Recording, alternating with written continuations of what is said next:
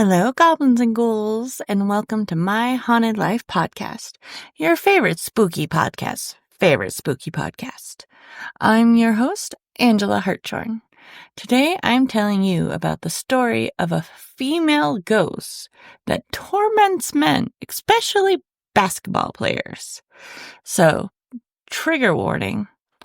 There's talk of sexual assault, infant death, kidnapping, and suicide in this one.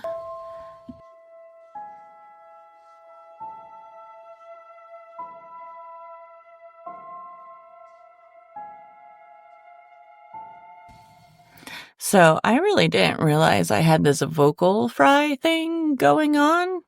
Is this like my Phoebe moment? Do I finally sound sexy on air? Because that would be kind of cool. I'm not the best with listening to the podcast for editing afterwards, just because I don't want to hear my voice. And I hear that from a lot of other podcasters. It's like their least favorite thing to do. So I completely understand that. Anyways, how is everyone doing today? I hope you are amazing and wonderful and staying warm. It is cold as balls here. I think it's like 10 degrees last I checked. So it's a bit nippy. But I hope you go and get yourself a lovely little like hot chocolate treat or something along the lines. Ooh, now I want hot chocolate. Maybe I should get hot chocolate. Anyways, I really don't have a lot of housekeeping today. By the time this podcast comes out, I'll be around Charlotte, North Carolina. So if you're in the area, come check out the Oddities and Curiosities Expo there. I'm really excited. I've never been there. So I know practically nothing about there. I was there for a funeral a few years ago, so we didn't exactly get to go sightseeing or anything. So I think that's about it. Yeah, come and see me. I'll be at the Heart and Horn booth. And I'm hoping, fingers crossed, we know how I am, to get a brand new thing going here pretty soon. Just keep an eye out on the pages that I'm behind on. Again, always. But I haven't gotten behind on podcasts, and that's the most important part. So, I think that's all I got for housekeeping. I don't really have a lot. This whole recording early thing, I think that's the only thing that really gets, I can't think of the word, falls apart is the housekeeping, because I really don't have a whole lot. I definitely don't have anything that far ahead planned. So, let's just start the podcast. Why not? On this episode, I'm taking you to Oklahoma City, Oklahoma, to the famously haunted Skirvin Hotel, which is said to be haunted by Effie, a female ghost that torments the men that stay there in her hotel. Her story became famous when the New York Times wrote an article about her disturbing the sleep of NBA players, to the point where they actually slept in the same room together because they were so freaked out. So, was Effie a promiscuous young woman that her slutty ways stayed with her in the afterlife? Like most of the stories will tell you. Or was she a wronged woman destined to haunt the hotel her lover trapped her in and takes out her revenge on the men she now encounters? Is she a succubus, or is she another good for her revenge spirit? So let's get into it, shall we? Grab yourself a cup of tea, make sure the doors are locked, and the do not disturb sign is hung on the door. I have a story to tell you.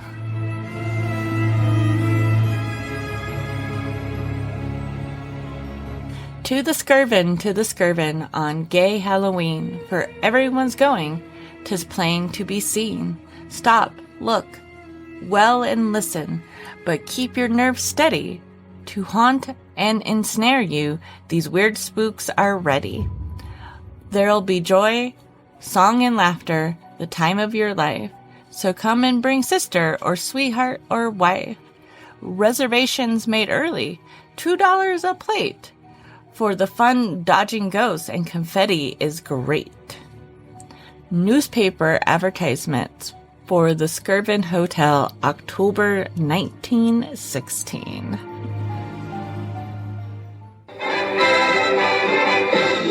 The Skirvin Hotel at 1 Park Avenue in Oklahoma City, Oklahoma, was built in 1910 by oilman W.B. Skirvin.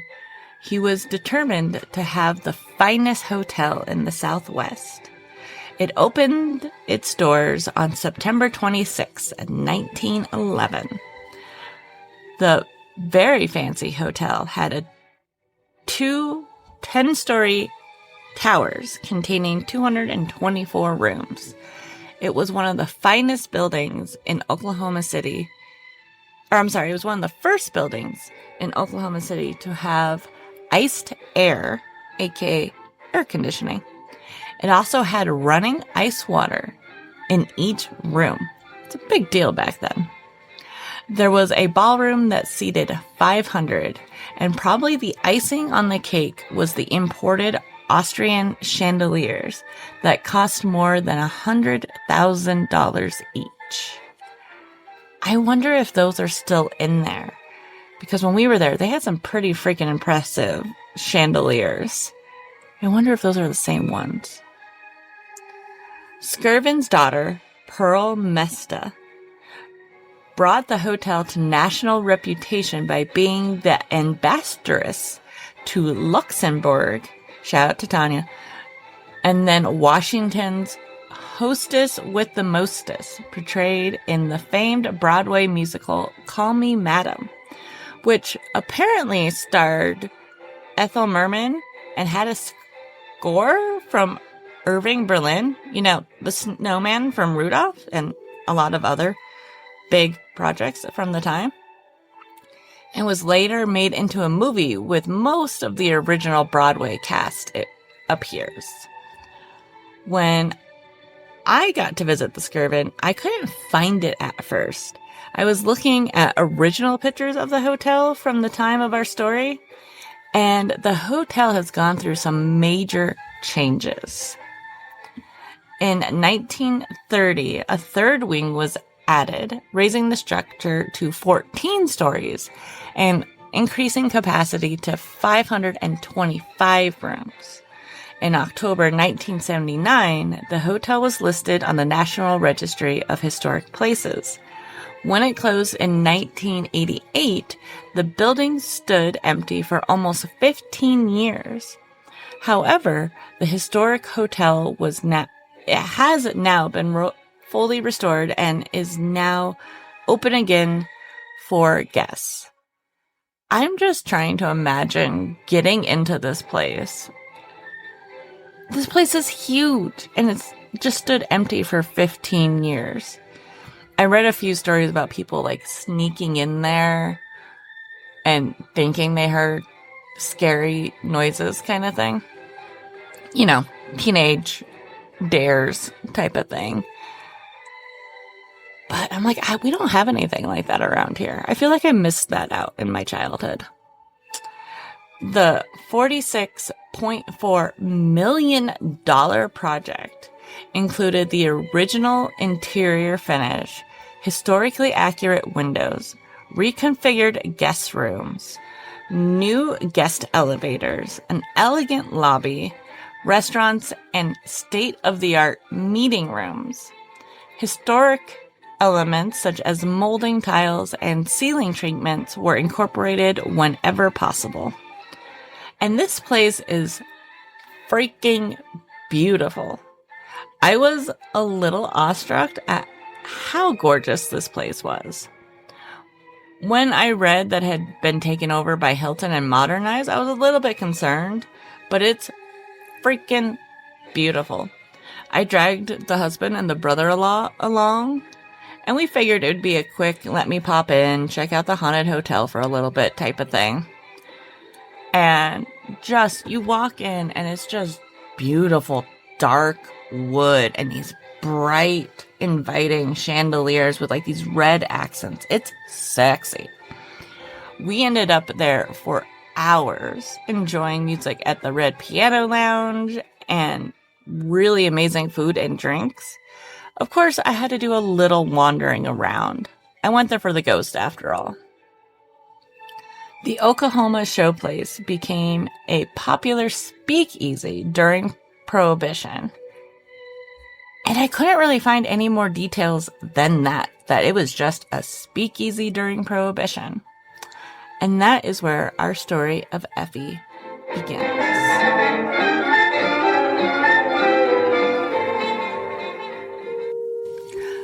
The story that is cited over and over again is that W.B. Skirvin, the guy that built the hotel, had an affair with one of the hotel maids. The maid soon became pregnant and conceived a child. This didn't look so good for W.B., one of the richest men in the area, having an affair with a lowly maid and then having a child out of wedlock. Like, seriously, immensely scandalous. To prevent a scandal, Effie was locked in a room on the hotel's top floor, then the 10th floor. The poor girl soon grew depressed, and even after the birth of her child, she was still not allowed out of her room. Half out of her mind, she finally grabbed the infant child and threw herself out the window along with the baby. So, this is the legend. There is no documented anything about Effie or a death like this at the hotel whatsoever. And there's been historians that have dug into this. And where this story came from, no one seems to really know. There's no evidence of anyone named Effie. That seems to have come in later with the employees nicknaming her that. So even though we don't have historical evidence of Effie ever actually existing, her ghost is very prevalent in the hotel. Though the old hotel closed in 1988, former guests often reported not getting a decent night's sleep due to the consistent sound of a child crying. Many men have stayed in the hotel have often reported being propositioned by a female voice while alone in their rooms. Others have seen the figure of a naked woman with them while taking a shower. One man even claimed an invisible entity sexually assaulted him during his stay. The only thing I could find on this, because usually it's just that's all you can find, is this one mention of a sexual assault. And I think I found the story behind that. The only thing I could find was from 2016 from Meta World Peace, who was an enforcer in the NBA. And he said, "The ghosts were all over me. I just accepted it. They touched me all over the place. I'm taking one of those ghosts to court for touching me in the wrong places." Other strange noises and occurrences were reported by staff and guests, including things seemingly moving around by themselves, such as a maid's cart being pushed down the hall when there was no one there. A couple of comments on the legendsofamerica.com article on the hotel read, "Oklahoma City needs to abandon the Skirvin Hotel project." I am assuming that's the renovation project that I mentioned earlier. I've been inside before the renovation started in September of 2024. You can see objects moving with no one else around to be moving them. Crying and screaming of a woman. I don't think it's a good idea to be messing around with that place. Sam, October 2005. And then another one. I've been in there and it really is haunted. You can see the woman standing in the window she jumped out of. When you see her, she is at first standing far away and then running up to the window and stop. Tina, October 2004. So we all know at this point that renovations to buildings have a tendency to kick up the haunting. So maybe that's one of the reasons why it's gotten so intense. The Skirvin Hotel has seen many famous people stay over the years, from Trump to Bob Hope and Frank Sinatra. But it also is where the city would put up rival NBA teams, and those seem to be Effie's favorite. John Branch wrote a very comprehensive article for the New York Times on April 19th, 2014, entitled Fright Nights in the NBA. It's a really good article. I'm going to read you some excerpts here. I'm not going to read the whole thing because it goes into some sports lingo and references that I just don't understand and aren't really necessary to our story, but some of the lines are quite witty. The roster of the Oklahoma City Thunder has championship caliber talent, but the team's playoff hopes may rest, though not in peace, for one bit player who remains largely unseen. She is the apparitional sixth man of sorts who may or may not exist at all in this world or any other. But Effie the housekeeper has been known to play wicked defense and haunt Thunder opponents, most of whom stay at the 103-year-old Skirvin Hilton Hotel. Large men unafraid of attacking the line, diving headfirst into the seats, or lobbing pressure-packed shots, shudder at the mere thought of Effie. More important, perhaps, they lie awake at night before the game, their prescribed rest undone by phantom pains. Is it any wonder that the Thunder had the league's second-best home record? In the past few seasons, the Knicks blamed creaks and groans for a sleepless night before a loss. A Bulls player could not explain why his bathroom door slammed shut. A member of the Phoenix Suns woke to find his bathtub filled with water. Everyone knows about her. Everyone in the league knows about her, said Karen Butler, a 12-year NBA veteran who stayed at the Skirvin many times before he joined the Thunder this season. Hopefully, she'll haunt all the teams that come for the playoffs. The legend holds that Effie was a housekeeper during the early years of the Skirvin, a luxury downtown hotel. But its 10 brick floors were expanded to 14 in 1930. W.B. Skirvin, the hotel's widowed owner, supposedly had an affair with Effie, and when she became pregnant, ordered her to stay locked inside the room on an upper floor, even after she had the baby.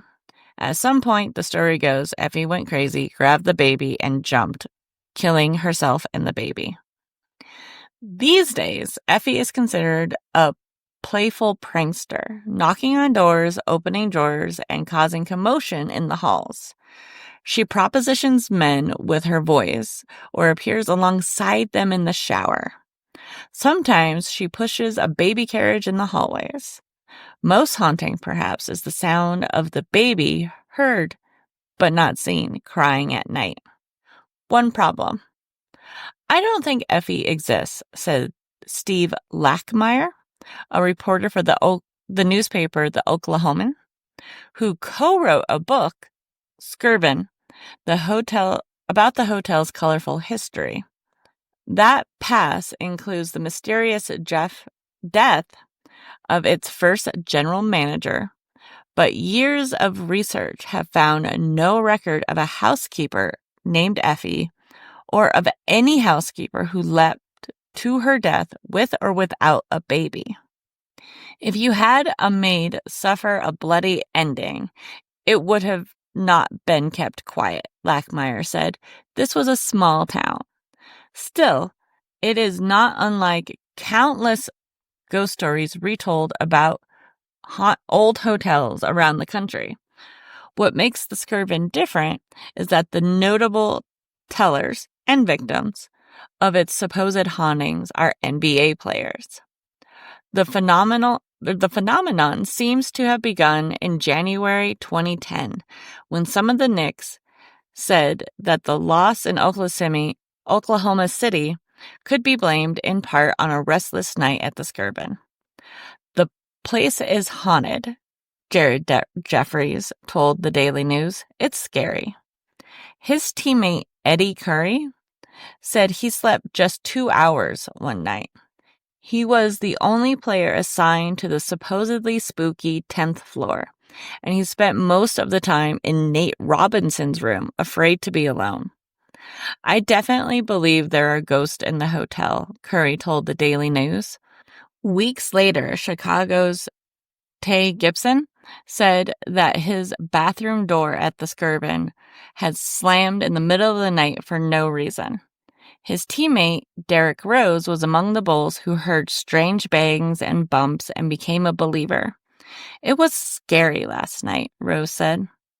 A legend was reborn. At least one Facebook account. I would like to remind everybody that this article is from 2014. At least one Facebook account opened named Put Kobe in Effie's room at the Skirvin. That spring, the basketball commentator Craig Sager did a cheeky bit on the hauntings, which, sidebar, I found on NBA.com and I have included in the show notes. It's very short. It's like 3 minutes. It's just kind of a cute little puff piece kind of thing. Bill Simmons of ESPN wrote about a fitful night at the Skirvin, startled awake by a baby crying somewhere in his room, he thought. In 2012, Jordan Hamilton of the Denver Nuggets shared his thoughts from Oklahoma City on Twitter, writing, "This hotel creeps me out every time we come here." In 2013, Wesley Johnson of the Phoenix Suns said he woke up to find his bathroom door closed and his tub inexplicably filled with water.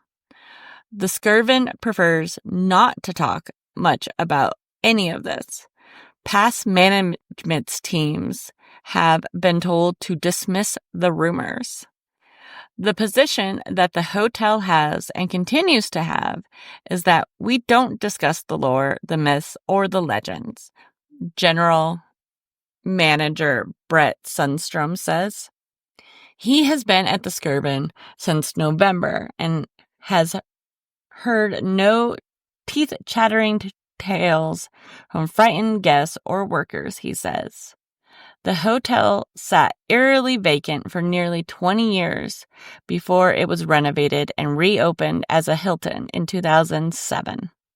A year before the Thunder arrived as transplants from Seattle. John Williams was the hotel's general manager for its reopening through 2010 and now oversees the neighboring Concord Hotel. "I've never believed there was a ghost in the Skirvin," he said. Employees know all about the legend, though greeting inquiries with a smile. The hotel is known for its service, after all. Some laugh it off as nothing but a story. Others insist it's true. One banquet worker said she sometimes heard a crying baby, mostly in the basement or on the 10th and 14th floors. "It's not scary," she said. "Sometimes it because it's something she only hears, not sees. The origins of such stories are hard to trace. Lachmeyer said that the tales had bounced around Oklahoma City for decades. In 1999, the Oklahoman wrote about a seductive maid and an infant crying roaming the halls, and it mentioned Effie's name in a Halloween article about local haunts in 2008. The first written accounts about her may date to the mid-1990s, when the hotel was closed and the future in doubt, when someone posted an account on a website about haunted places. That person may have been Jason Gammon, who retold the story in 2010 on his haunt-centric site, the Demonical. Gammon, 37, said that he and his friends 20 years ago frequently loitered at the parking garage next door to the hotel, where they befriended an elderly security guard for the shuttered property. It was the guard, Gammon said, who told the story about a young woman whom people named Effie, though Gammon remembered the guard saying her real name was Julia. The story that Gammon shared was that Effie and the baby fell from the window of room 832 on the front side of the hotel, though the pervasive story today is that it was from the 10th floor. Today, after renovations that expanded the size of the rooms and reduced their numbers to 225 from about 500, there is no room 832. The stories rattled through cyberspace until the Knicks brought them to life 4 years ago. Now, similar stories are spreading across the league. In March, members of the San Antonio Spurs complained about being spooked in the Claremont Hotel in Berkeley, California, the night before a game against the Golden State Warriors. Creepy, Jeff Ayers told the San Antonio Express News. I really heard voices and a baby in the room. There wasn't anybody in there. It was crazy. Maybe it's not the hotels, but the basketball players. Athletes are very superstitious, Sundstrom, the Skirvin general manager, correctly pointed out. The Skirvin is part of a group of hotels operated by Marcus Hotels, another of the Pfizer hotels in Milwaukee, which creates a similar bit of unease among some basketball players. The Skirvin is as popular as ever. Its triple 14-story brick towers majestically anchor the east side of downtown at the corner of Broadway and Park Avenues. Its rooms were sold out on Tuesday, the last available going for $300 each. Each night, the 2-story lobby, with its forest of dark wood columns and rich tones, was filled with the sounds of conversations and melodies from the piano bar. The Skirvin's restored elegance makes it easy to imagine an era when the clientele included oilmen, actors, and presidents.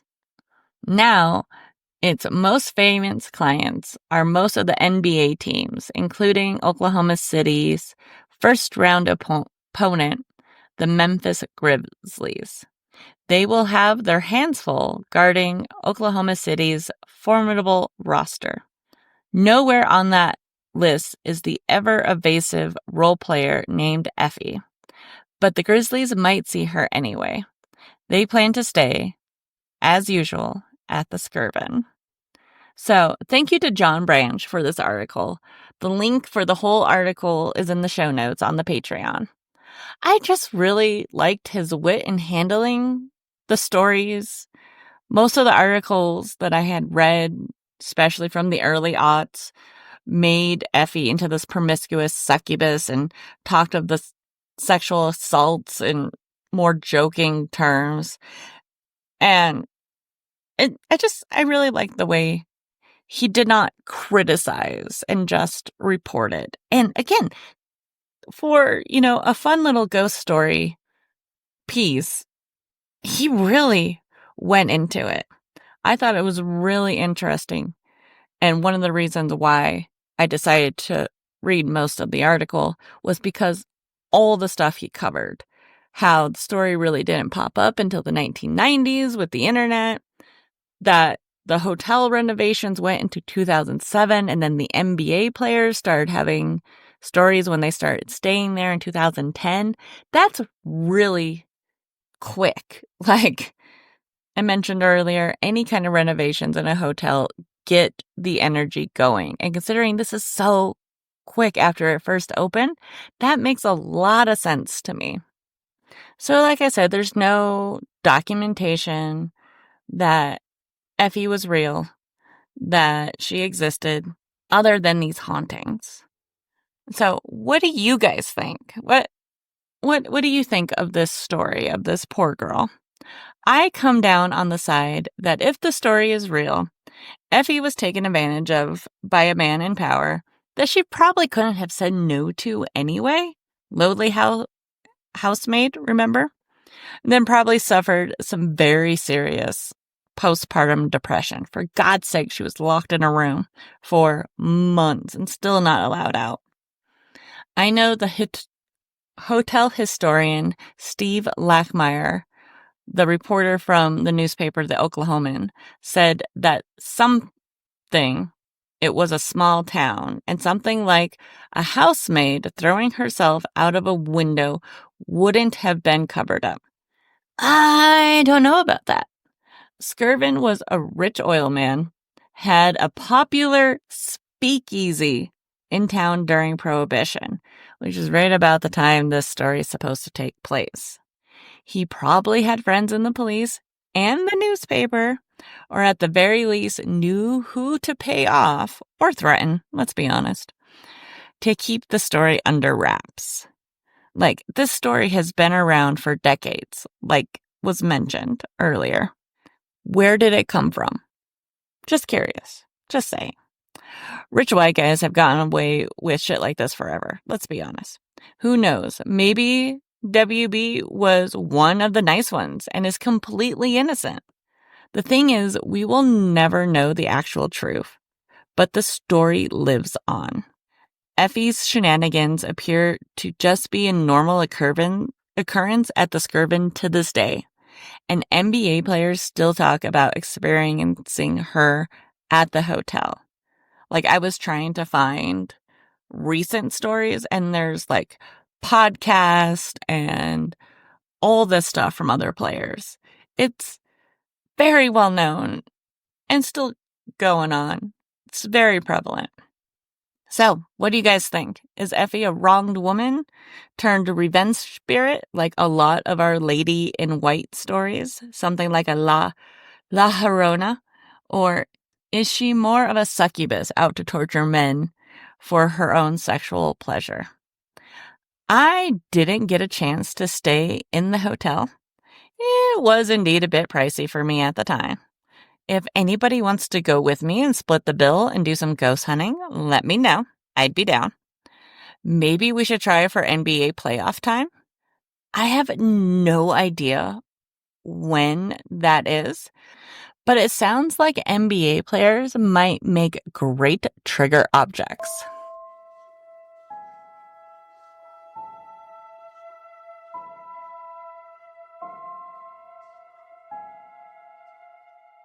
Thank you to everyone out there listening today.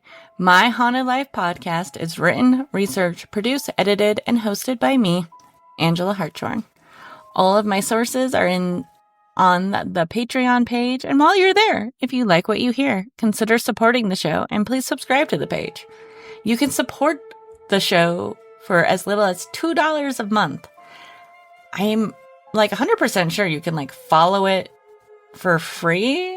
And I definitely do a lot of free content as well. Most of the postings. I love doing the show, and it's definitely a labor of love. I wish I could retire and just wander around the country, ghost hunting, staying at the Skirvin a night in luxury. Just saying. But that's not where we are right now. So, if you have the ability, that'd be awesome. If you have any experiences with Effie or a ghost story of your own to share, email me at myhauntedlifepodcast@gmail.com or write me on Facebook, Instagram, TikTok, and now YouTube, all at My Haunted Life Podcast. Just don't write me basketball info and facts unless it's ghost related.